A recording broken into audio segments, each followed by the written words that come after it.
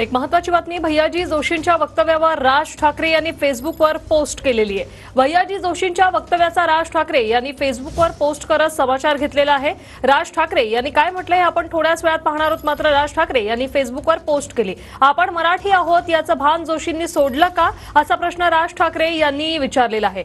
घाटकोपरची भाषा गुजराती संघाचे भैयाजी जोशी यांनी हे वक्तव्य केलं, त्यानंतर आता राज ठाकरे यांची ही प्रतिक्रिया आलेली आहे। फेसबुकवर पोस्ट करून त्यांनी सवाल विचारलेला आहे भैयाजी जोशींना की आपण मराठी आहोत हे तुम्ही विसरलात का असा प्रश्न राज ठाकरे यांनी विचारलाय।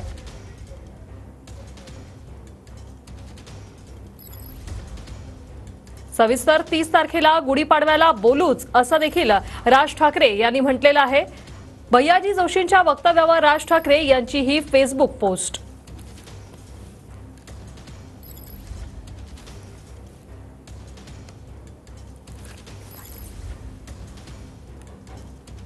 भैयाजी जोशी यांनी मराठीबद्दल जे वक्तव्य केलं त्यानंतर विरोधक देखील आक्रमक झाले आणि राज ठाकरे यांच्याकडून देखील आता प्रतिक्रिया समोर आलेली आहे। फेसबुकवर एक लांबलचक पोस्ट त्यांनी लिहिलेली आहे आणि यामध्ये आपण मराठी आहोत ना याचं भान आहे ना असा प्रश्न देखील त्यांनी भैयाजी जोशी यांना विचारलेला आहे।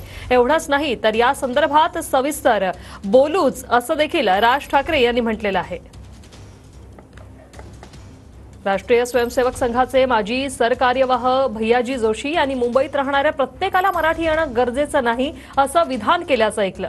देशाची झालेली भाषावार प्रांतरचना त्यात मुंबईसह संयुक्त महाराष्ट्र व्हावा म्हणून 106 हुतात्म्यांनी दिलेलं बलिदान या सगळ्याबद्दल भैयाजी जोशींना माहीत नसेल असं अजिबात, पण कायम महाराष्ट्राबद्दलच किंवा मराठीबद्दलची अशी विधानं करायची याचं कारण काय?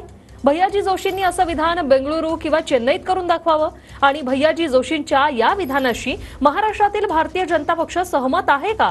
उद्या समजा संघाच्या सोडाच इतर कुठल्याही जबाबदार व्यक्तीने असं विधान जर इतर राज्यात केलं असतं तर त्या राज्यातील सर्व पक्षांनी निषेध नोंदवला असता। भारतीय जनता पक्ष महाराष्ट्राच्या अस्मितेला प्राधान्य देऊन निषेध नोंदवणार आहे का?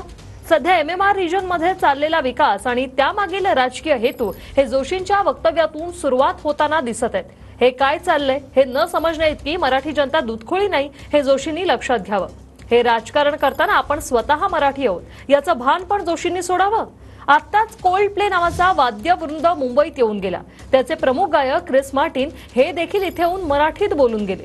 त्या ब्रिटिश माणसालाही मुंबईत कोणती भाषा चालते ही मुंबई कोणाची आहे हे समजतं, तर मग जोशी बुवांना हे समजू नये या असल्या काड्या घालून अर्थात राजकीय हेतू असल्याशिवाय हे होणार नाही।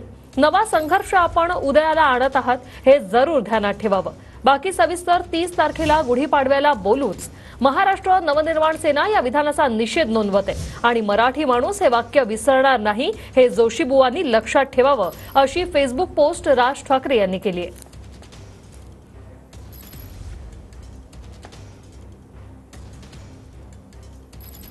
भैयाजी जोशी यांच्या वक्तव्यानंतर राज ठाकरे यांची ही पोस्ट।